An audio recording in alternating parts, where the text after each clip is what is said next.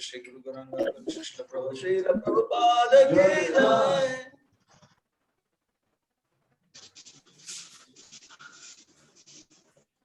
Om Namo Bhagavate Vasudevaya. Om Namo Bhagavate Vasudevaya. Om Namo Bhagavate Vasudevaya.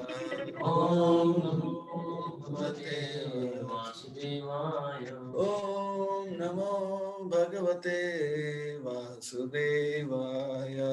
Om Namo Bhagavate Vasudevaya. Narayanam Namaskrityam Narayanam Namaskrityam Naram Chaiva Narottamam Devim Saraswatim Vyasam Tato Jayamudiraye Nashtaprayeshu Abhadreshu Nityam Bhagavata Sevaya Bhagavati Uttama Sloke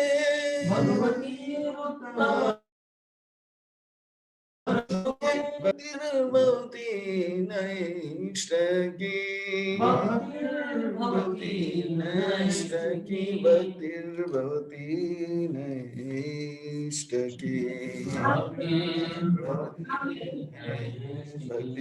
Bhakti Naishtaki Hare Krishna.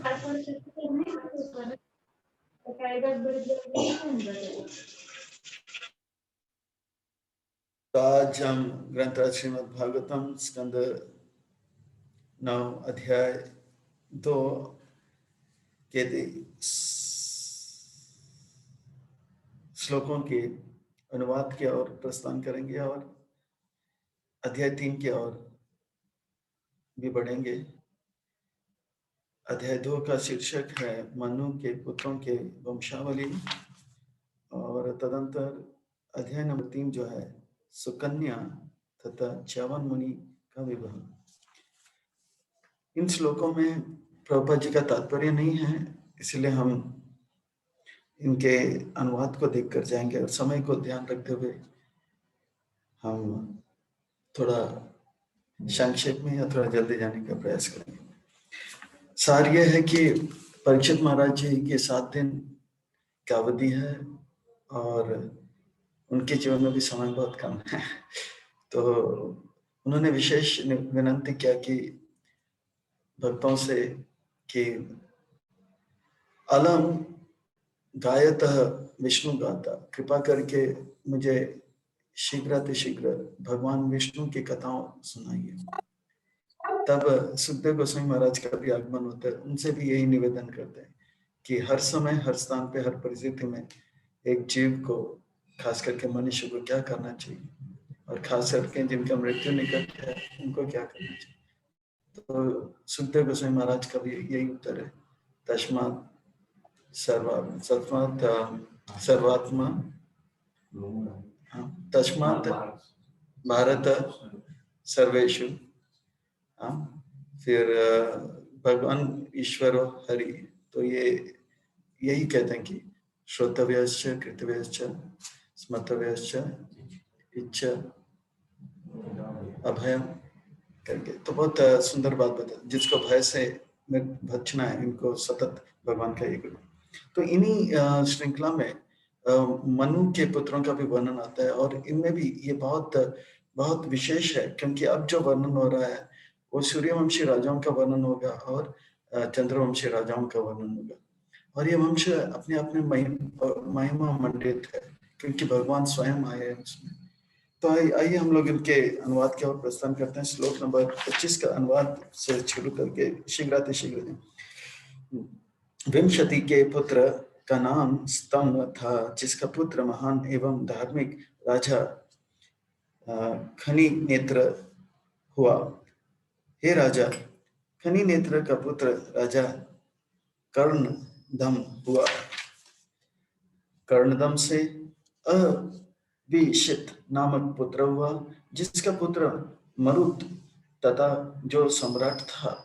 महान योगी अंगिरा पुत्र संवर्त ने यज्ञ संपन्न कराने के लिए मरुत को लगाया।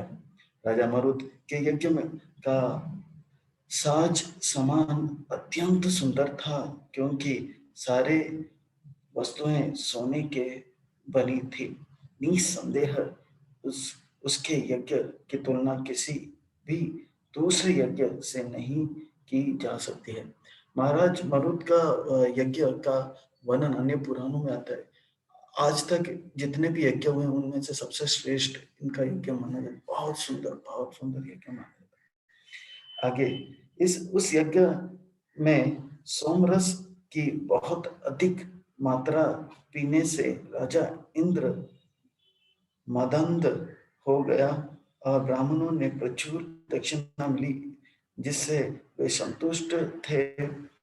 और उस यज्ञ में मारुतों के विविध देवताओं के खाना परोसा और विश्व देव सभा के सदस्य थे।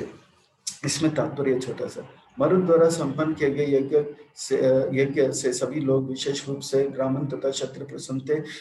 ब्राह्मण पुरोहित के रूप में दक्षिणा पाने की रुचि में रखते हैं और क्षत्रिय मद्यपान करने में। अतएव सभी लोग अपने अपने प्राप्तव्य से संतुष्ट थे। महाराज मरुत के यज्ञ का जो वर्णन आता है, इतना दान देते हैं कि ब्राह्मण वही दान ले नहीं जाते हैं, वही और किसी और को तुरंत दान दे देते हैं। इतना महान इनका ये यज्ञ हुआ करता। मारुत का पुत्र धम्म हुआ। धम्म का पुत्र राज्यवर्धन था और उसका पुत्र सुधृति, और सुधृति का पुत्र नर था।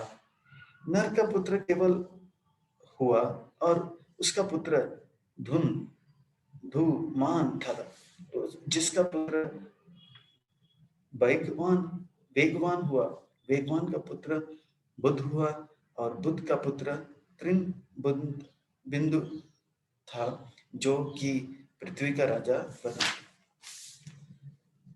अप्सराओं के में सर्वश्रेष्ठ अत्यंत अत्यंत गुणी कन्या अल अलम भूषा ने अपने ही समान सयोग्य त्रिन बिंदु को पति रूप में स्वीकार किया, और उसने उसको पुत्र तथा इल इलविला इलविला नाम का एक कन्या को जन्म दिया।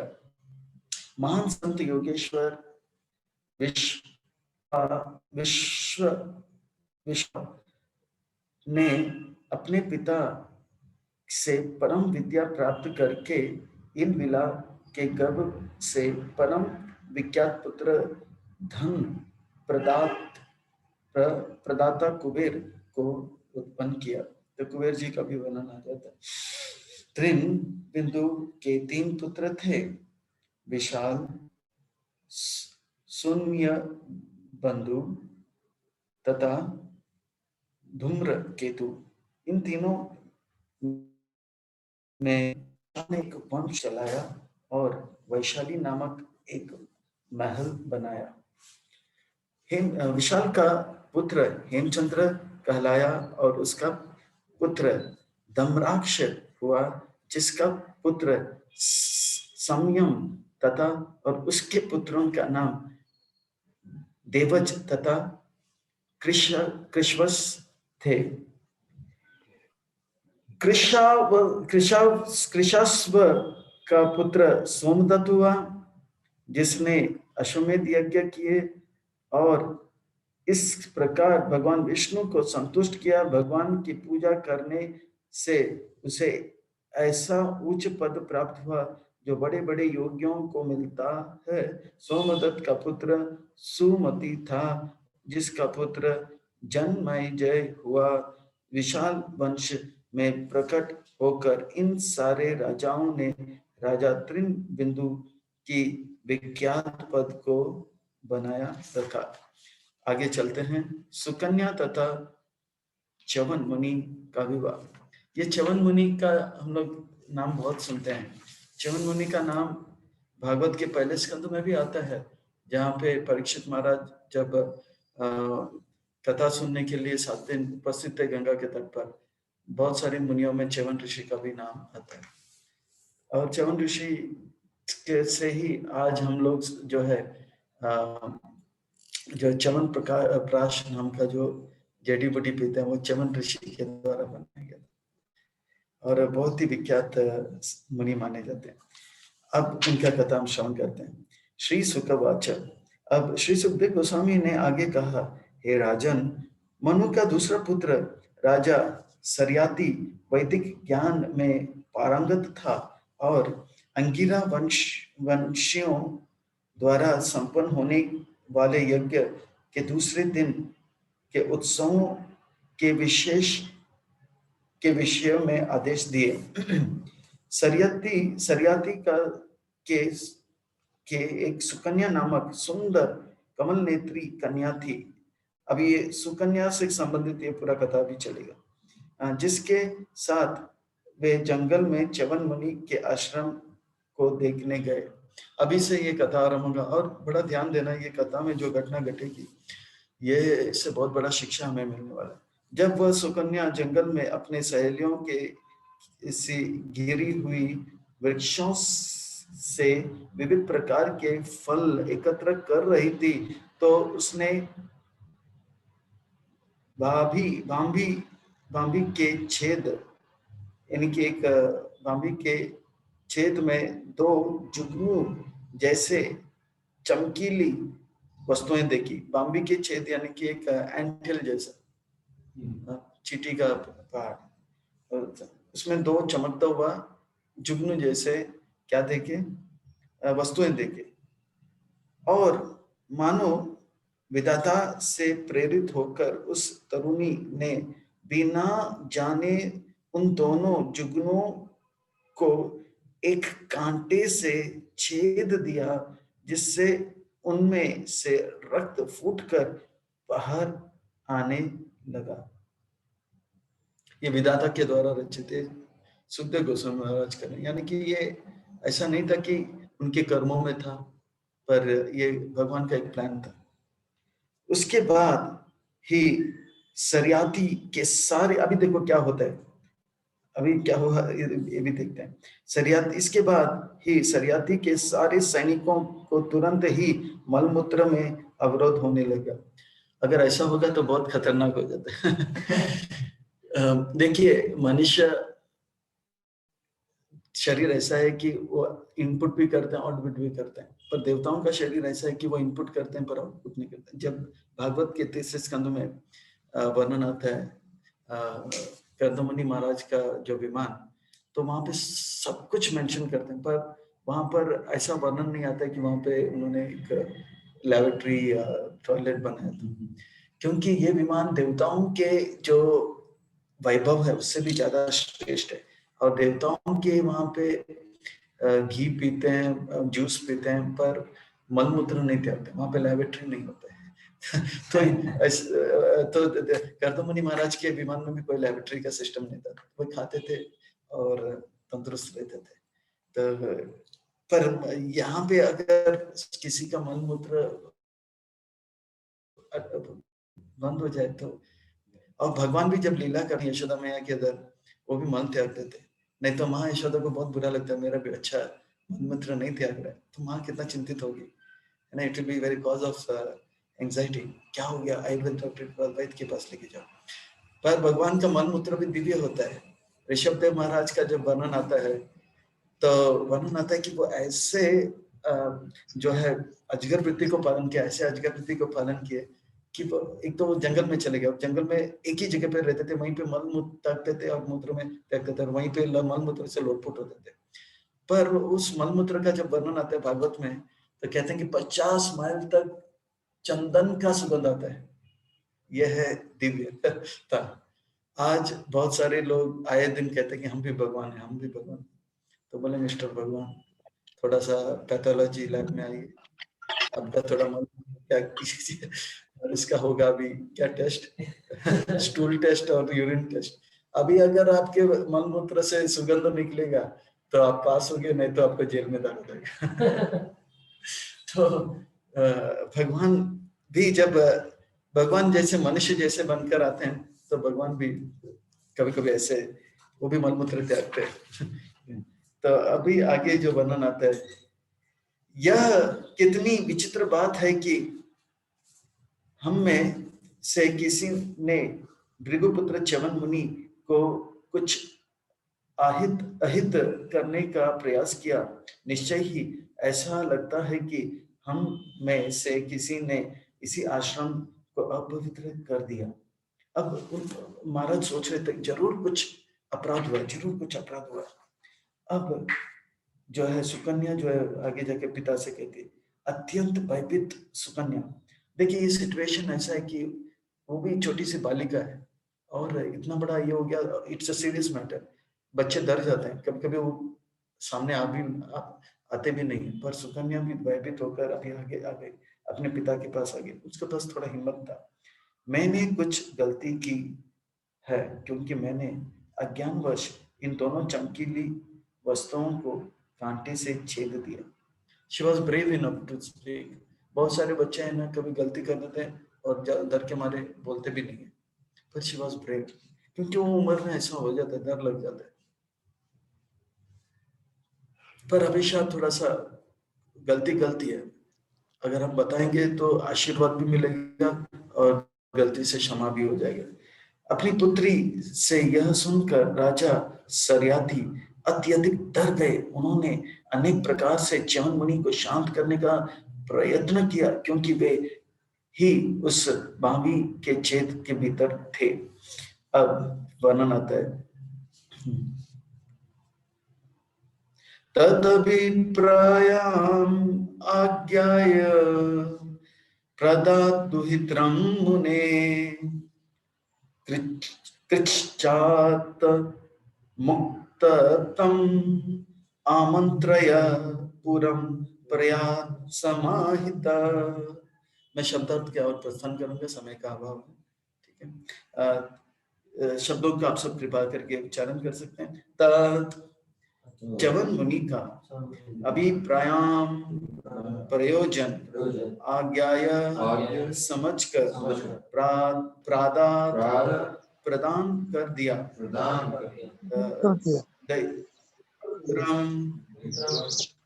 अपनी पुत्री उन्हें च्यवन मुनि को कृच्छात बड़ी कठिनाई से मुक्त बनाया।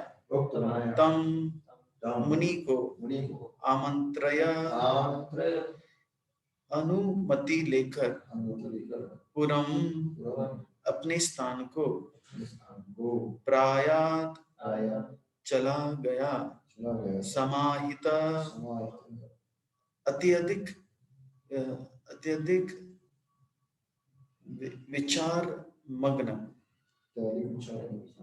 अनुवाद एवं तात्पर्य कृष्ण कृपा श्रीमूर्ति अभय नारायण भक्तिवेदांत स्वामी श्री प्रभुपाद जी के द्वारा श्री प्रभुपाद की जय। अत्यंत विचार मग्न होकर और च्यवन मुनि के प्रयोजन को समझकर राजा सरयाती ने मुनि को अपनी कन्या दान में दे दी। इस प्रकार बड़ी मुश्किल से संकट से मुक्त होकर उसने च्यवन मुनि को से अनुमति ली और वह घर लौट गया। तात्पर्य, राजा ने अपने लड़की को सारे बातें सुनकर च्यवन मुनि को यह अवश्य बतलाया होगा कि किस तरह उसकी पुत्री ने अनजाने में ऐसा अपराध किया। किंतु मुनि ने राजा से पूछा कि उसकी पुत्री विवाहित है या नहीं। इस तरह राजा ने मुनि का अभिप्राय समझकर तद अभिप्रायम आज्ञा तुरंत ही अपनी पुत्री को दान में दे दी और वह शापित होने के संकट से बच गया। और तब मुनि की आज्ञा से राजा घर लौट गया। ओम अज्ञानतिमिरान्धस्य ज्ञानाञ्जन शलाकया चक्षुरुन्मीलितं तस्मै श्री गुरुवे नमः। श्री चैतन्य मनोभीष्टं स्थापितं येन भूतले स्वयं रूपः कदा ददाति स्वपदाति वाञ्छाकल्पतरुभ्यश्च कृपा सिन्धुभ्यश्च च पतितानां पावनेभ्यो वैष्णवेभ्यो नमो नमः। जय श्री कृष्ण चैतन्य प्रभु नित्यानंद श्री अद्वैत गदाधर शिवासादि गौर भक्त वृंद। हरे कृष्णा कृष्ण कृष्ण हरे हरे, हरे राम राम राम हरे हरे। हरे कृष्ण। हरे कृष्णा प्रभु जी, मुझे जरा आपके बारे में थोड़ा, हमारे लातूर के जो भक्त हैं उनको मैं आपके बारे में इंट्रोड्यूस करना चाहता हूँ, तो कृपया आप अनुमति दीजिए ताकि मैं कर सकूं। हरे कृष्णा। यस प्रभु, मुझे बहुत खुशी हो रही है कि हमारे बीच में हिज ग्रेस वनमाली प्रभु उपस्थित है और हमें वो हमें आज भागवतम का श्रवण करवाएंगे। और मैं आपको बताना चाहता हूँ कि प्रभु जी जो है वो 1997 में हिज होलीनेस गोपाल कृष्ण गोस्वामी महाराज इनसे दीक्षित हुए हैं। और उसके पहले उन्होंने उनकी जो भक्तिमय जीवन की जो शुरुआत है वो इस्कॉन जुहू मंदिर से हुई और वहाँ पर बहुत अच्छा प्रोग्राम होता था और उस प्रोग्राम का नाम था थैंक्स गॉड इज सैटरडे। तो उस दिन से शुरुआत हुई उनकी। और वहाँ पर जो इस्कॉन के जो प्रमुख हेड ऑफ द डिपार्टमेंट थे उस वक्त, मुकुंद माधव प्रभु, उन्होंने उनको कल्टिवेट किया और 1996 में वो फुल टाइम डिवोटी बने मीरा रोड में।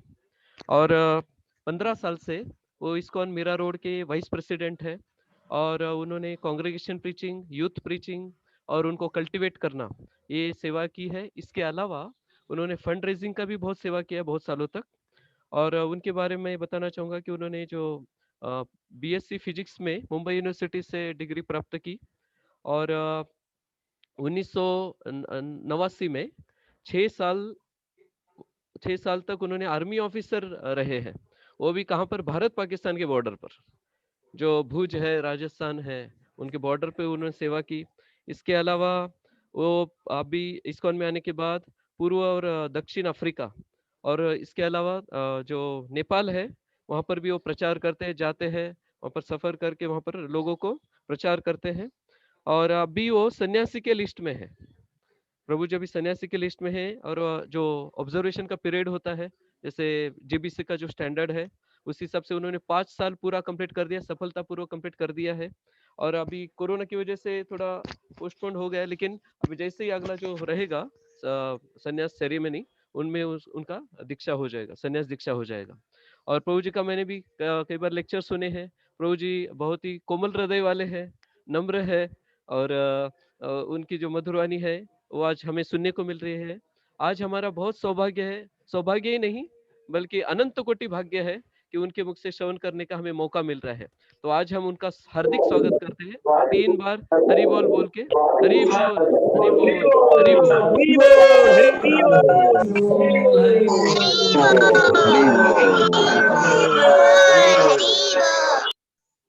यस प्रभु जी, please continue. Thank you very much. Hare Krishna. Hare Krishna. Yugal Prem प्रभु, दंडवत प्रणाम एंड थैंक, बहुत आभारी हूँ, आपने बहुत सुंदर परिचय दिया। प्रयास करूंगा कि इस प्रकार का योग्यता को मैं प्राप्त करूं।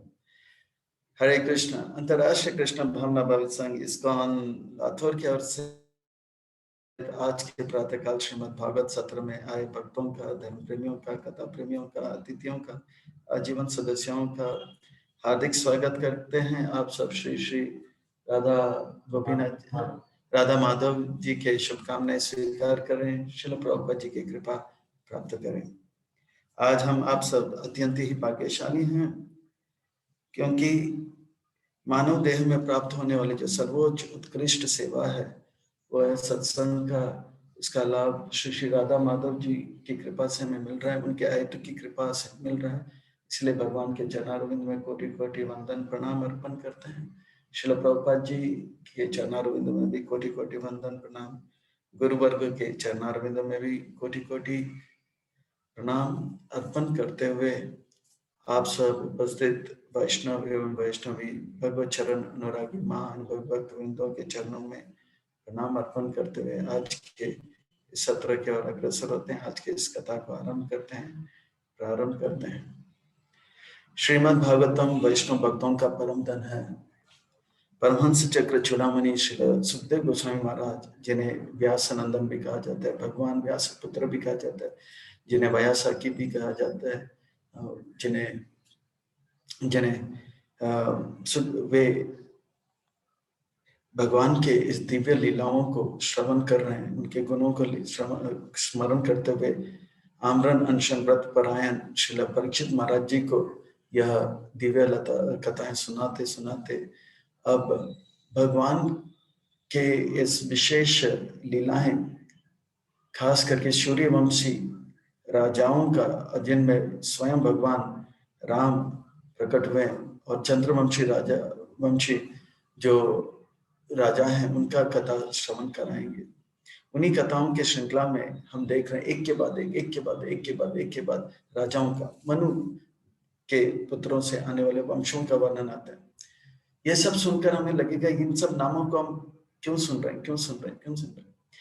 एक चीज ऐसा है कि इससे शिक्षा यह है कि परीक्षित महाराज जी को ये बता रहे हैं कि देखो, ये सब बड़े बड़े राजा हुए, आपके जैसे राजा हुए, आप भी राजा हो, तो आप भी अभी सावधान रहिए अपने जीवन। ये राजा हुए, बड़े राज्य को पालन किए, और ये सब राज्य को पालन करते करते कुछ अपने जीवन के लक्ष्य को प्राप्त किए, कुछ नहीं प्राप्त किए। पर आप सावधान हो जाइए, आप अपना समय का सदुपयोग कीजिए। इन राजाओं का कथाओं का जब वर्णन करते हैं तो इसका अभिप्राय यह भी है कि सूत गोस्वामी पाद जो है भावी पीढ़ी में ये कथाएं सुनाएंगे, राजाओं का कथा सुना रहे हैं। तो राजाओं का कथा सुनाते सुनाते बताया, इनमें से कुछ राजा हैं जो कि बड़े बड़े राज्य का शासन किए, और कुछ भगवत धाम गए, कुछ भगवत धाम को प्राप्त नहीं किया, ऐसे ही अपना जीवन जो है इस लोक में बिताए। तो अंतवगत्वा जो श्रोता हैं भावी पीढ़ी में, उनसे सावधान करते हैं, ये तो राजा हैं, ये भी भगवत प्राप्ति के लिए अग्रसर होने हैं, हम राजा भी नहीं, कुछ भी नहीं, और इनमें से बहुत सारे राजाओं का ऐसा वर्णन आएगा कि वो सब कुछ त्याग करके भगवत भक्ति के लिए वन में जाते हैं, तपस्या करते हैं। तो एक तरह से प्रेरणा देते हैं, ये तो राज्य है, बड़े बड़े राजा हैं, ये सब त्याग रहे हैं, पर हम राजा भी नहीं है, कुछ भी नहीं है, छोटा घर है या बड़ा घर है, जो भी है, इन राजाओं के सामने हम कुछ भी नहीं, फिर भी हम भगवान में मन क्यों नहीं लगा, अर्थात हमें सावधान हो जाना चाहिए। तो ये एक अभिप्राय है इन कथाओं को सुनने से। और दूसरा, ये वंश का जब वर्णन आता है, ये पवित्र वंश है, इसमें स्वयं भगवान आते हैं, इन राजाओं का नाम सुनकर भी हमारा मन पवित्र हो जाएगा। यहाँ तक कि ब्रह्मा जी के पुत्रों का वर्णन आता है चौथे स्कंद में। आज चौथे स्कंद के 8वें अध्याय के शुरू में वर्णन आता है ब्रह्मा जी के 9 पुत्र जो कि ब्रह्मचारी हुए उसमें 4 कुमार हुए, नारद मुनि हुए, फिर और 4 और ऋषियों का, वो ब्रह्मचारी। उसके बाद ब्रह्मा जी से जन्म लेते अधर्म, अधर्म का वर्णन आता है, अधर्म का वंशज का जब वर्णन आता है, उसमें आता है कि अधर्म की पत्नी का नाम मृषा, फिर उसके बाद उनसे 2 बच्चे जन्म ले, उनके 2 बच्चे, आखिर में कली का जन्म होता है और कली का विवाह भी होता है और उनके 2 बच्चे, उनका नाम है यातन और बीती। यानी कि यातन और बीती यानी कि वे लोग नरक जो अधर्म के वंश से जन्म लेते हैं वो खूब पिटाई खाते हैं। यातन यानी कि उनका खूब पिटाई होगा नरक में और हमेशा भयभीत रहेंगे। तो इस प्रकार से अधर्म का वंश का 5 श्लोकों में वर्णन करते हैं और उसके बाद मैत्र ऋषि खास वर्णन करते हैं, इस वंश का अगर 3 बार आप श्रवण करोगे, हमारे अंदर जो है अपवित्रता वो दूर हो जाएगा। अभी अधर्म का वंश का भी वर्णन आता है और इनमें एक एक नाम आता है, एक होता है अलग अलग नाम, दम्भ, फिर एक का नाम माया भी है, ये सब। और ये 4 श्लोक है, 5 श्लोक है, बोलते हैं इन सब का वंश का अगर हम बार बार 3 बार अगर स्मरण करेंगे, हमारे अंदर जो कल्मश है वो दूर हो जाएगा। तो श्रीधर स्वामी महाराज कहते हैं कि वास्तव में ये पुण्य का श्रवण नहीं है, ये पुण्य श्रवण नहीं, पर फिर भी एक तरह से श्रोताओं को सावधान करेगा। अगर अधर्म के पथ पे जाओगे, अंतवगत्वा आप नरक में यातन पाओगे और बहुत पिटाई आपका होगा। So that is the conclusion. जैसे हम लोग देखते हैं कि यहाँ पर इलेक्ट्रिसिटी का एक डब्बा रहता है और वहां पे लिखा रहता है सावधान 440 वोल्ट, तो फिर हम सावधान हो जाते हैं, वहां पे नहीं जाते हैं। इसी प्रकार से ये कथा सुनेंगे अधर्म वंश का तो हम सावधान हो गए, अरे अगर ये अधर्म का पालन करेंगे अंतवगत हम नरक में जाएंगे और हमारा खूब पिटाई होगा। तो इस प्रकार से वो पुण्य कथा है, सावधान करने वाली बात है। पर ये तो पवित्र है, एकदम पवित्र। यहाँ पे ऐसे ऐसे राजा आएंगे जो कि गौसेवा के हैं, जो कि फिर आगे जाके नाभाग आएंगे, नाभागा उनका पुत्र, फिर उसके बाद अम्बरीश महाराज आएंगे, फिर उसके बाद और भी बहुत सुंदर सुंदर ये वंशज का सुनेगा जरूर हमारा हृदय पवित्र होगा। मानव देह का सदुपयोग कैसे किया जाए,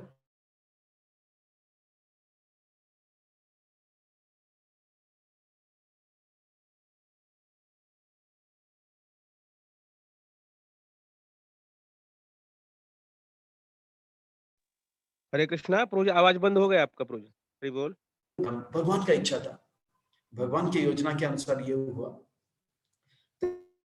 जैसे ये घटना घटी तो तुरंत जैसे ही ये घटना घटी, इंटरनेट इज अनस्टेबल, जैसे ये घटना घटी तो नोटिस आया था, जैसे ये घटना घटी तो तुरंत जितने भी राजा सरियाती के जितने भी सेना थे उनका मल और मूत्र स्थगित हो गया, मलमूत्र स्थगित हो गया। मलमूत्र स्थगित हो गया यानी कि कॉन्स्टिपेशन हो गया, अपच हो गया। और अपच होने के बाद तो बहुत सबका हाल बुरा हो जाता है। यहाँ पे बड़े बड़े डॉक्टर हैं, बहुत लोगों को 4 दिन तक अपच हो जाते हैं। हम पेशाब जो है जहाँ से पेशाब करना होता है वो बंद हो जाता है और मल का द्वार भी बंद हो जाता है, वो परेशान हो जाते हैं, बहुत परेशान हो जाता है। एक बार एक राजा था, ये जैसे बिरबल और अकबर का वर्णन आता है, इसी प्रकार से एक राजा था, उनके सभा में भी एक चतुर मंत्री था। तो राजा ने एक बार प्रश्न किया, संसार में सबसे ज्यादा सुख कब मिलता है? तो सबने कहा जब हमें इनाम मिलता है, किसने कहा जब हम बड़ा कार्य करते हैं, किसने कहा कि जब हमें बहुत बड़ा तोहफा मिलता है। तो सब लोग ने अपने अपने चेतना के अनुसार बताया। ये चतुर मंत्री के पास जब आया तो बोला जब हमारा पेट जो है अच्छी तरह से साफ हो जाता है तब हमको सबसे ज्यादा सुख मिलता है। तब राजा को बहुत गुस्सा आया, बोला नालायक, इस नालायक यानी कि आप सभा में रहने लायक नहीं हो, नालायक हो। इस सभा में इतने अच्छे अच्छे बातें बताई जा रहे और इतनी गंदी बात आपने बताया। मल मूत्र जब अच्छी तरह तक त्याग देंगे तो तब अच्छा लगता है। तब उसने कुछ कहा नहीं, पर राजा ने कहा आप जो भी कहते हो उसको आपको प्रमाण के साथ सिद्ध करना होगा, नहीं तो आपका सर धड़ से अलग कर दूंगा। तो बोला ठीक है राजा, 2 दिन का समय देना। तो राजा को एक दिन बोला कि नदी के उस पार एक बहुत ही बड़ा संत महात्मा आया है, वो सुबह के समय दर्शन देते हैं, इसलिए हमको रातों रात निकलना पड़ेगा। और बोला कि क्योंकि हमको रातों रात जाना पड़ेगा और हो सकता है लंबा समय संत महात्मा में दर्शन नहीं देंगे तो भूखा रहना पड़ा। और डिनर भी खूब खिलाया, डिनर तो प्रीवियस नाइट को डिनर खिलाया और सुबह सुबह निकल गए 3 बजे स्नान वान करके। नदी में जैसे गया, नदी के उस पार जा नहीं रहे, ये वहीं पे घूम रहे। और रेगुलर टाइम, राजा भी मंगल आरती आता था तो उनका रेगुलर टाइम था 4 o'clock का स्नान वान करके पवित्र होने का। बोला 4 बज गया, वो रोक के रखा, बोला अभी नदी पार करेंगे फिर उधर जाके देखेंगे। और 5 बज गए, फिर भी वो ऐसे वहीं पे नदी पे घूम रहा है। 6 बज गया, 7 बज गया, फिर बोला अरे अब मुझसे रहा नहीं जाएगा, मुझे अब हर एक मुझे इसे त्याग नहीं पड़ेगा। और नदी में त्यागना ये बहुत अपराध माना जाता है। नदी में थूकना, नदी में पेशाब करना, नदी में मल त्यागना, बहुत जैसे कपड़े धोते हैं, ये सब नदी के प्रति अपराध है। तो नदी को तो दंडवत प्रणाम करते हैं हम, जब जाते हैं धाम में दंडवत प्रणाम करते हैं, दाहिने हाथ से स्पर्श करते हैं, नदी का जल डालते हैं, फिर दाहिने पांव को स्पर्श करके फिर आगे का कदम लेते हैं। तो ये राजा बोला कि अभी मुझे उस पार लेके जाओ नहीं तो मेरा पेट फट जाएगा। बोला नहीं नहीं, और 8 बजे तक उनको घुमाया घुमाया घुमाया घुमाया। बोला अब मुझसे रहा नहीं जाएगा। तब 8:30 बजे लेकर गया राजा, कोई पेड़ के पीछे गया और लोटा लेकर गया। फिर वापस जब आया, स्नान मान करके आया, तब मंत्री ने पूछा कैसा लगा। बोला जैसे ही मैंने पेट को साफ किया, शरीर में ताजगी आ गया और शरीर में स्फूर्ति आ गया। अब मुझे बहुत अच्छा लग रहा था। 3 बजे से 8 बजे तक मैं बहुत ही परेशान था तो बोला, तो तब महाराज ने, मंत्री ने बोला यही मैं ही आपको सुना रहा था। वास्तव में आयुर्वेद के अनुसार अगर पेट अच्छी तरह से साफ हो जाए, शरीर में बहुत स्फूर्ति आता है। तो ये था इनका हाल। तब राजा समझ गया जरूर कुछ अपराध हो गया। राजा भी बहुत चतुर था। देखिए कभी कभी हम भक्त लोग गलती करते हैं, अचानक छोटा मोटा आ जाए, समझ चाहिए कहीं कोई छोटा मोटा बचना अपराध और सावधान होकर करना चाहिए। तो राजा एकदम जान गया। और सुकन्या जो थी वो डर गई थी पूरी तरह से, बिकॉज उन्होंने किया था ये काम कि उन्होंने देखा एक एंटिल, एक चींटी का पहाड़, और उसमें चमकता हुआ जुगनू जैसे चमक, और क्यूरियोसिटी रहता है ना। ये लड़कियां थी पिकनिक के मूड में थे और उन्होंने कांटा लेकर उसे छुपाया और रखता है, पर उसे किसी से कहा नहीं। पर ये जब सबको अपच होने लगा तब उन्होंने राजा से कहा मैंने ऐसा गलती किया। तब राजा गया वहां पर और च्यवन ऋषि को बहुत मनाया, बहुत मनाया। बहुत श्लोकों में तो नहीं आते पर तात्पर्य में प्रभुपाद जी अन्य आचार्यों की टीका से लेकर हमें बताते हैं कि जरूर मुनि ने कहा होगा कि तत् अभिप्राय आज्ञाय, वो बताया होगा कि आपका बेटी का विवाहित है कि नहीं। तो समझ गए, बोले कि ठीक है ये आपका आज्ञा कि आप कन्या से विवाह करना था। तुरंत राजा ने दाएं ने देखा और बाएं ने देखा, तुरंत उन्होंने क्या कर दिया, प्रादात दुहिद्रम, उन्होंने अपने कन्या को, सुकन्या को तुरंत क्या किया, मुनि को अर्पित कर दिया, प्रदान कर दिया तुरंत। प्रदान यानी कि दान नहीं, प्रदान यानी कि सच्चे हृदय से, पवित्र भाव से। उन्होंने बोला प्लीज टेक कर एज अ गिफ्ट, प्रदान कर दिया। दान देना यानी कि है मेरे पास मैंने दे दिया, प्रदान यानी कि बहुत खुश होकर दे दिया। फिर जैसे ही दे दिया, कृच्छात, बहुत बड़ा कठिन था, बहुत बड़ा समस्या था, क्योंकि उनका पूरा सेना जो थे का हाल बुरा हो गया था, हाल बेहाल हो गया था। कृच्छात मुक्तम, तुरंत उनका पेट साफ हो गया, वो लोग मुक्त हो गए, बहुत बड़े कठिनाई से मुक्त हो गए।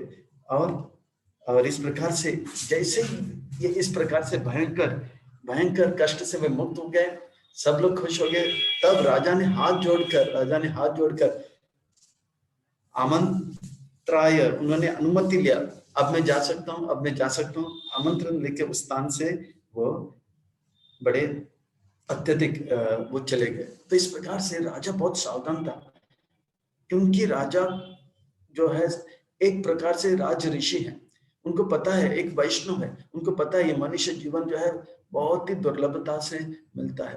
ये मनुष्य जीवन जो है, पहले तो मनुष्य शरीर मिलना बहुत कठिन है, और मनुष्य शरीर भी अगर मिल गया तो उसमें भक्त बनना बहुत मुश्किल है, और भक्त बनकर भी अच्छी तरह से भक्ति करना बहुत मुश्किल है। तो ये सब राजा कर रहे थे, अच्छी तरह से भक्ति कर रहे थे। अब उनको डर लग गया, मैं वैष्णव अपराध नहीं करना चाहता। अगर वैष्णव अपराध अभी हो ही गया है, वैष्णव अपराध हो ही गया, उन्होंने नहीं किया पर उनकी बेटी ने किया, इसका अर्थ उनको भी सजा मिलेगा। जैसे जैसे जैसे कभी कभी होता है ना, गांव में या शहर में कॉलेज का लड़का मारा मारी किया तो जेल में जाना पड़ता है उसको, जेल में जाना, फिर जेल में अगर हो गया तो उनके पिताजी को भी जेल में जाना पड़ता है समझाने के लिए, मेरा बेटा को छोड़ो, मेरा बेटा को छोड़ो। उनके मामा जी, चाचा जी, सबको जाना पड़ता है। गलती किसी और ने किया, परिवार वालों को भी भुगतना पड़ता है। इसी प्रकार से इन्होंने गलती की तो उनको भुगतना पड़ रहा है।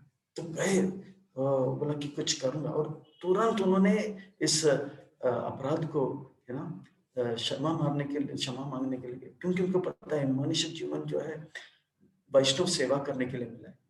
ये मनुष्य जीवन कैसा है, हम लोग एक खेल खेलते हैं बचपन में, पासा फेंकते हैं, डाइस फेंकते हैं, और सांप और सीढ़ी का खेल खेलते हैं। अगर वो पाशा सीढ़ी पे लग जाता है तो एकदम से हम आगे बढ़ जाते हैं, और वही पाशा अगर नंबर लग जाता है सांप में तो सांप में आते तो नीचे गिर जाते हैं। इसी प्रकार से हम भक्त जब बन जाते हैं मनुष्य जीवन में, हम जो भी कार्य करते हैं उस कार्य में अगर वैष्णव सेवा लग गया तो एकदम से हमारा चेतना का उन्नत हो जाता है। प्रभुपाद जी के जीवन में हम देख सकते हैं, प्रभुपाद जी केवल वैष्णव सेवा करते हैं। श्रील भक्ति सिद्धांत सरस्वती ठाकुर से मिले, उसके बाद वो मौका ढूंढ रहे थे, कैसे मैं ब्रह्मचारियों की सेवा करूंगा, कैसे मैं सन्यासियों की सेवा। तो ब्रह्मचारी और सन्यासी कलकत्ता में आते थे, वो बोलते थे हमें बड़े बड़े सेठों से मिला, तो फंड रेजिंग के लिए प्रभुपाद जी जाते थे, और इलाहाबाद में फंड रेजिंग के लिए जाते थे, बॉम्बे में फंड रेजिंग के लिए आते थे, बड़े बड़े सेठों से मिलाते थे। फिर प्रभुपाद जी का जब दीक्षा हो रहा था 1933 में, तब भक्तों ने बताया अभय जो है बहुत अच्छा सेवा करते हैं, मृदंग बजाते, कीर्तन करते हैं, और हमें बहुत सहायता दिया। श्रील भक्ति सिद्धांत सरस्वती ठाकुर ने एक ही बात बताया कि अभय बहुत अच्छा से कथा सुनता, मैं ये जानता हूं। तो कहने का तात्पर्य प्रभुपाद जी पूरे जीवन पे सेवा सेवा करने का लाभ क्या है, वो कथाओं को ध्यान से सुन रहे थे। तो that is the essence of life. सेवा करते करते करते करते कथाओं में रुचि आता है, फिर कथाओं में रुचि करते करते जीवन सार्थक होता है। Prabhupada ji was always looking for वैष्णव सेवा। तो देखिए प्रभुपाद जी कितने एडवांस हो गए, इतने एडवांस हो गए। एक दृष्टि से प्रभुपाद जी पहले से एडवांस थे, पर लीला के अंतर्गत भी वो बता रहे हैं, प्रभुपाद जी ने हमेशा वैष्णव सेवा किया और वैष्णव अपराध से बचते रहे, वैष्णव अपराध से बचते रहे। ऐसे करते करते करते तुरंत वो आगे निकले। इसी तरह से राजा भी बहुत सतर्क थे, वो सोच रहे थे कि अभी मैं तो जीवन भर वैष्णव सेवा किया, पर अब अपराध हो गया, अब क्या करूं। तो तुरंत उन्होंने अपनी बेटी को दान में प्रदान दे दिया, और जैसे ही दान में दिया मुनि शांत हो गए, वैष्णव अपराध से मुक्त हो गए, और आमंत्रण लेकर बोले कि जान छुट्टी लाख छुपा। और सुकन्या भी बहुत विद्वान है, वो भी साधारण कन्या नहीं, उन्होंने वो भी समझ गया कि मैं मेरा पिता का जो आज्ञा होगा मैं उसे स्वीकार करूं। उन्होंने ये कंप्लेन नहीं किया। आपके आजकल ये बात कहना बहुत खतरनाक हो गया, कोर्ट में भी लेके जा सकता है, वुमेन्स लिबरेशन बोल के। आपने स्त्रियों के प्रति, स्त्रियों का बहुत निंदा किया या उनका मान को कम किया। पर सुकन्या बहुत सावधान, she was also very intelligent girl. वो जान गई कि उनका विवाह एक मुनि से होने वाला है। प्रभुपाद जी कर्दमनी का विवाह का जब वर्णन आता है तो कहते हैं कि देहूती ने अपनी माँ से बताया कि उनका विवाह कर्दमनी से कराना है, और कर्दमनी से जब हो रहा था तब तात्पर्य में प्रभुपाद जी लिखते हैं, गर्ल्स, लड़कियां धनवान व्यक्ति से विवाह करने का सपना देखते हैं, धनवान लोगों से सपना विवाह करने का सपना देखते हैं, पर लड़कियों को धनवान व्यक्तियों से विवाह करने का सपना नहीं देखना चाहिए। अभी तो वो एक भक्त से विवाह करने का सपना देखना चाहिए, क्योंकि भक्त जितना खुश रख सकती है हाँ अपने जीवन साथी को, उतना खुश धनवान व्यक्ति भी नहीं रख सकता। इसका ज्वलंत उदाहरण है कर्दमुनि ने जिस प्रकार से देहूती माता को प्रसन्न किया था भौतिक दृष्टि से भी, तो उतना कोई धनवान व्यक्ति, देवता लोग भी नहीं कर सकते हैं। तो इस प्रकार से सुकन्या भी जान गई उनका विवाह अभी मुनि से हो रहा है, और वो जानते जितना सुखी मुनि रख सकता है उतना शायद धनवान व्यक्ति भी नहीं रख पाए। उनको भौतिक, देवती माता को भौतिक सुख भी उत्तम कोटि का मिला और आध्यात्मिकता भी उत्तम कोटि का मिला। उनका स्वयं पुत्र भगवान हुए, फिर वो खुद सांख्य योग, भक्ति योग का शिक्षा लेकर भगवत धाम को प्राप्त किए। तो Sukanya agreed for the whole thing. आगे कथा में वर्णन आएगा कि किस प्रकार से सुकन्या, पर बात सार ये आज का कथा का कि ये मनुष्य जीवन में को बड़े सावधानी, हमें सावधान रहना चाहिए और अपराध से बचते रहना चाहिए, क्योंकि अपराध कैसे है, सांप जैसा है। हमारा चेतन, देखिए हमारा भक्ति नाश नहीं होगा, भक्ति नाश नहीं होगा, भक्ति can not be destroyed, but भक्ति जो है ऐसा हो जाएगा कि हमने भक्ति का जो लाभ लिया है ना, ऐसा होगा कि मेरे पास 1 करोड़ रुपया है, पर वो 1 करोड़ रुपया लॉकर में है और चाबी गुम हो गया।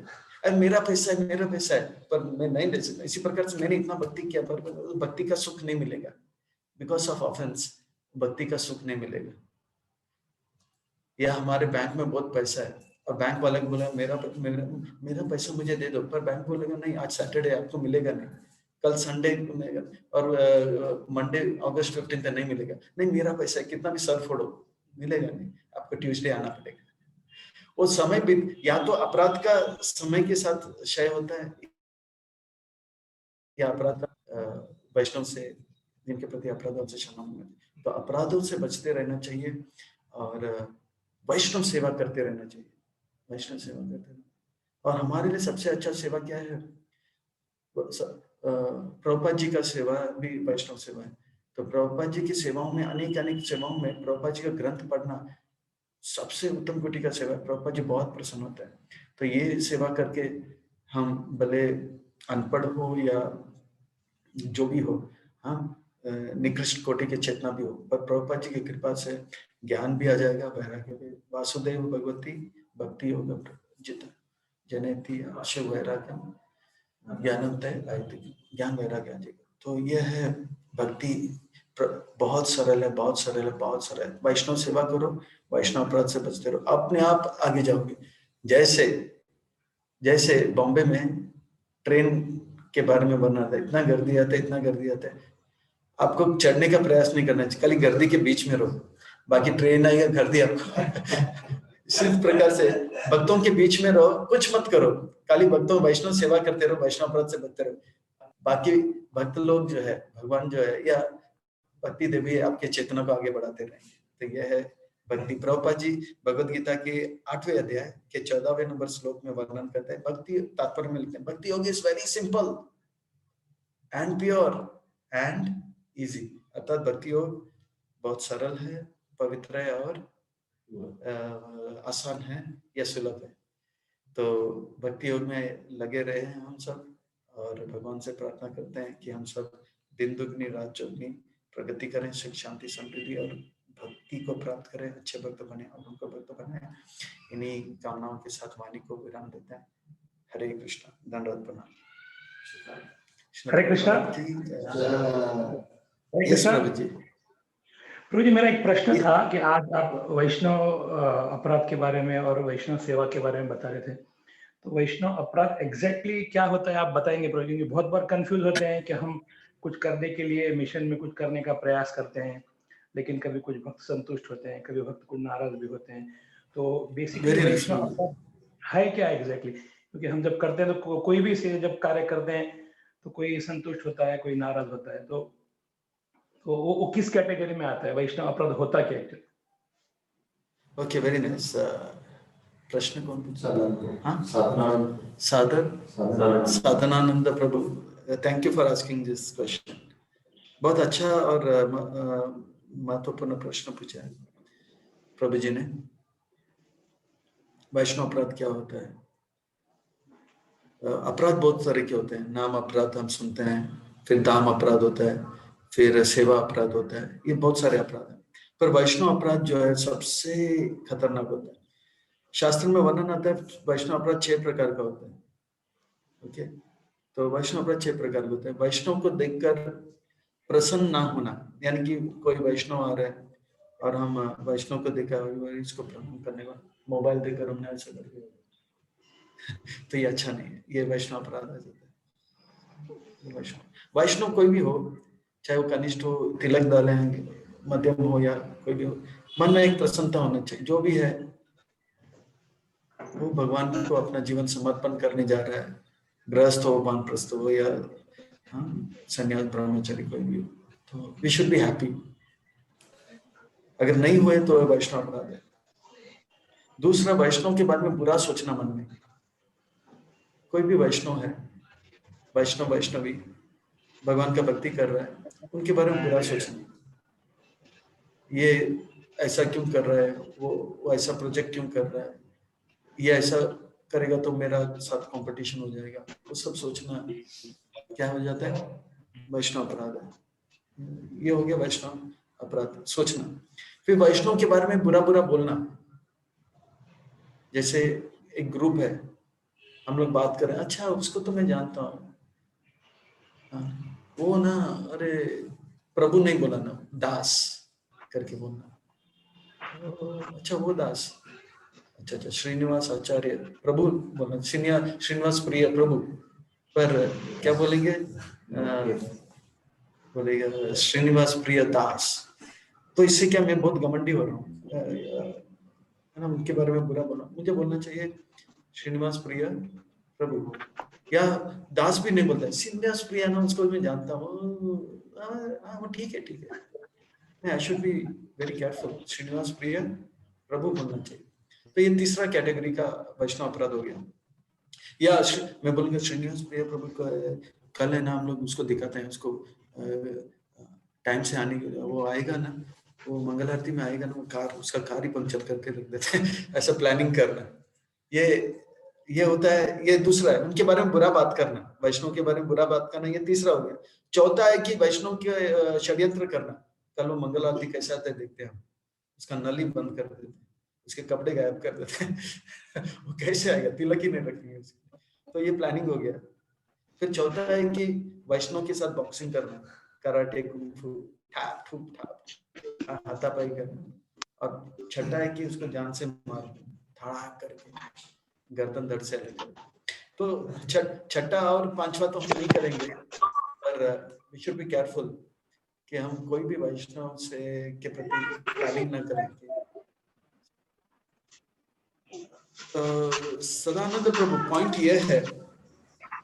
यह है हम प्रोजेक्ट्स में साथ में रहते हैं ना, तो होता है हम लोग चर्चा करते हैं, हमारा मत अलग हो सकता है, मत अलग होता है, पर क्या बोलते हैं, मतभेद हो सकता है पर मनभेद नहीं होना चाहिए.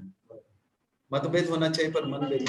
We are all working to please Krishna, ये हमारा एक मन है. पर मतभेद हो सकता है. राधा रानी कहेगी नहीं, आज कृष्ण को हम लोग राधा कुंड में मिलेंगे. फिर दूसरा बोलते कि ललिता सखी बोलते नहीं, आज हम लोग कृष्ण को श्याम कुंड में मिलेंगे. थोड़ा बहुत हो सकता है. That is okay, but we should learn to be cooperate and try to please Prabhupada. खास करके प्रभुपाद जी का 125वां दिव्य व्यास पूजा है, तो प्रभुपाद जी का आखिरी इच्छा है कि everybody should cooperate. Prabhupada ji के सामने झगड़ा होता था. अभी एक बुक आया है, बॉम्बे इज माय ऑफिस, उसमें लोकनाथ स्वामी महाराज लिखते हैं एक दिन लोकनाथ महाराज सुबह सुबह गए थे जियो मंदिर। अब जिनका भी नाम ले रहे हैं वो सब उन्नत कोटि के वैष्णव है, आचार्य है। नर नारायण प्रभु अमेरिकन है, उनका वो लकड़ी लेके भाग रहे थे मारने के लिए, और कौन आगे भाग रहे थे? गिरिराज महाराज ये देख रहे थे। फिर बाद में कंप्लेन हुआ, फिर प्रभुपाद जी को पता था कुछ कॉन्फ्लिक्ट है, और प्रभुपाद जी ने सॉर्ट आउट किया। और प्रभुपाद जी के सामने बहुत सारे प्रोजेक्ट्स में ऐसे ऐसे कॉन्फ्लिक्ट्स देख रहे थे। फिर लास्ट में प्रभुपाद जी ने बोला, if you love me, your love for me should be shown by cooperation. Your love for me, Prabhupada ji बोल रहे हैं, अभी मैं हूं, मेरे सामने इतना झगड़ा हो रहा है, पर your love for me will be shown when after I leave you all cooperate. क्योंकि उनको एक डर है कि उनके गुरु महाराज का तिरुभाव के बाद तुरंत गौड़िया मठ अलग हो गया, तो वो प्रभुपाद जी बोलेंगे शुड कॉपरेट।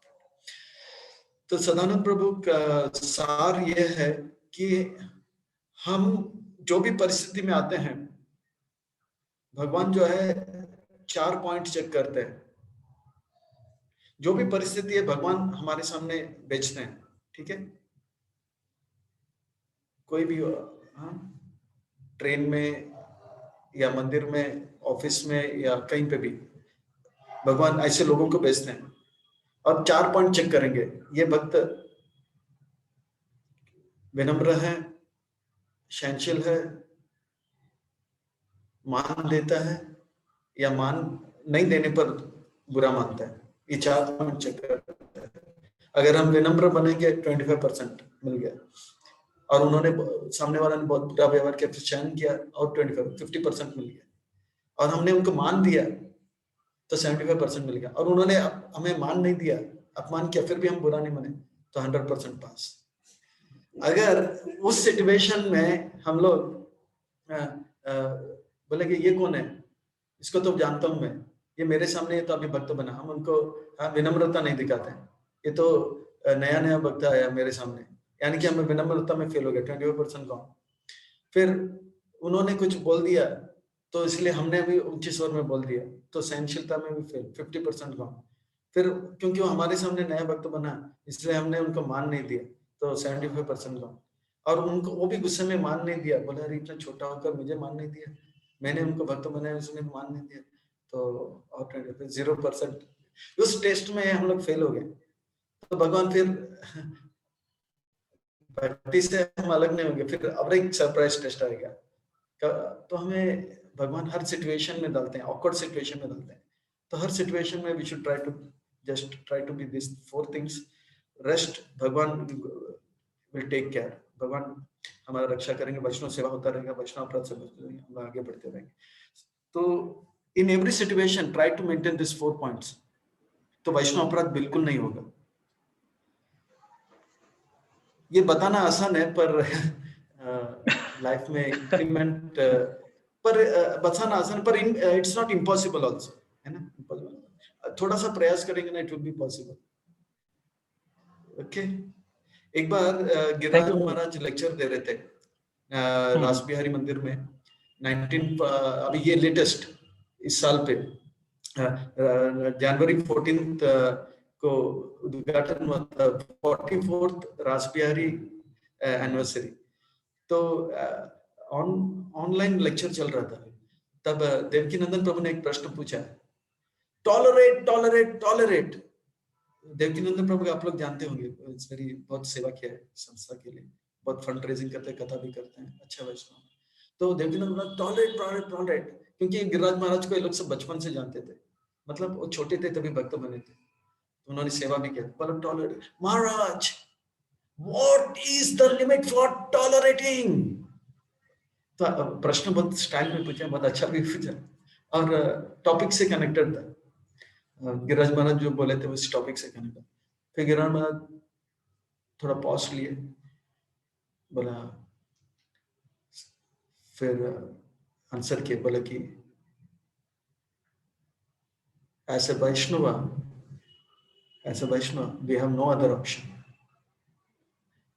एक वैष्णव के दूसरा कोई चारा नहीं है, हमको हर परिस्थिति में टॉलरेट करना ही पड़ेगा। अगर हमको वैष्णव रहना है, आगे बढ़ना है, तो हमको जो भी परिस्थिति है उसको टॉलरेट करना पड़ेगा। लिमिट क्या है?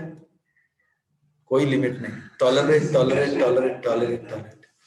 तो सब लोग बहुत प्रसन्न हुए, ताली भी बजाए और देवकीनंदन प्रभु भी बहुत खुश है। फिर उन्होंने बोला मैं एक किताब ग्रंथ लिख रहा हूँ, इसमें टॉलरेंस के ऊपर लिख रहा हूँ, खास करके प्रहलाद का जो चरित्र है उसका ऊपर फोकस कर रहा हूँ। प्रहलाद ने कितना टॉलरेट किया।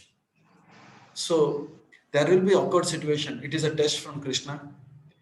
तो 4 पॉइंट्स को चेक करना है, वैष्णव अपराध से बच जाएंगे, जीवन सार्थक होगा। I hope I tried to answer this question. नहीं प्रभु जी, बहुत बहुत धन्यवाद प्रभु जी, आपने इतना सुंदर उत्तर दिया। It was really inspiring and thank you प्रभु, थैंक यू प्रभु। लेकिन मेरे को इसी जो आपने उत्तर दिया, आपने बताया कि गिरिराज महाराज और लोकनाथ महाराज के पीछे लकड़ी लेके पड़े थे, तो वो अपराध नहीं, लोकनाथ महाराज ने क्षमा करे, हरि बोल वंस अगेन, लोकनाथ महाराज ने देखा नरनारायण प्रभु है, नरनारायण प्रभु जो अमेरिकन है, नरनारायण प्रभु, वो लकड़ी लेके भाग रहे थे। और गिरिराज महाराज जो है तभी ब्रह्मचारी थे, और ही वाज लाइक गिरिराज महाराज जो है प्रेसिडेंट थे, ऐसे ब्रह्मचारी वाज अ प्रेसिडेंट। राजनाथ महाराज उसी लेक्चर में बोले, Srila Prabhupada for Bombay project did not take any sannyasi as the president or any GBC as the president. बोला कि took Giriraj Maharaj as the president. तो प्रश्न प्रभु जी यही था कि फिर उस समय अपराध नहीं लगा क्या? वो अपराध तो लगता ही है ना, तो उसका फिर रिएक्शन मिला होगा या मिलता ही है ना वैसा, तो वो भी। But they are all sincere devotees. Prabhupada ji के प्रिय शिष्यों में से है नरनारायण प्रभु। ये सिचुएशन कैसा था, लोकनाथ महाराज जो है कॉलेज में पढ़ाई करते थे, दादर में कहीं पे हॉस्टल से वो आए थे, सुबह आए थे, पर उसी दिन ये सब चल रहा था। तब लोकनाथ महाराज जो बुक में लिखते, मैंने देखा ऐसा हो रहा था, फिर भी वो बोला कि मैं छोड़ूंगा नहीं, इसको हमको छोड़ूंगा नहीं। अच्छा, पर जरूर इसमें वैष्णव अपराध आज लगेगा। और प्रभुपाद जी ने तुरंत वो सिचुएशन, प्रभुपाद जी लगता है 1 महीने के बाद आए, फिर गिरिराज महाराज को, नरनारायण प्रभु को, फिर उसमें गर्गमुनि स्वामी भी थे और थे, सबको बोला you are allowed to Giriraj Maharaj, if you don't like you can leave this place and go to some other project. तो गर्गमुनि को दूसरा प्रोजेक्ट दे दिया और नारायण प्रभु ने क्षमा याचना किया। प्रभुपाद जी के सामने क्या होते थे लोग, बहुत प्रभुपाद जी बोलते पे हो संतोष, तो तुरंत पे हो संतोष वांछा करके खत्म कर दिया। डेफिनेटली वैष्णव अपराध लगता है, और जब तक वैष्णव अपराध क्षमा नहीं होता है तो इट इज बहुत पेनफुल हो जाता है। जैसे इनका क्या हो गया, कॉन्स्टिपेशन हो गया था, तो it is very painful. Yeah thank you bro, thank you so much. Hare Krishna. और किसी को सेवा का मौका दिया। Thank you bro. Hare Krishna. और टाइम ठीक है, अगर प्रश्न किसी के नहीं तो ओके, मैं बहुत आभारी हूँ आप सबका। अपने या हरे कृष्णा। तो प्रभु जी हम बहुत आभारी है कि वनमाली प्रभु ने हमको इतना अच्छा मार्गदर्शन दिया, वैष्णव अपराध, वैष्णव सेवा और बाकी सब अन्य चीज़ों पे हम सबको इतनी अच्छी तरह से प्रभु जी ने बताया। और हम विनती करते हैं कि प्रभु जी यहाँ पर आते रहें और इस तरह से हमको मार्गदर्शन देते रहें। तो हम अपना आभार प्रकट करते हैं प्रभु जी के लिए पारंपरिक पद्धति से 3 बार जोर से हरि बोल बोल के। हरि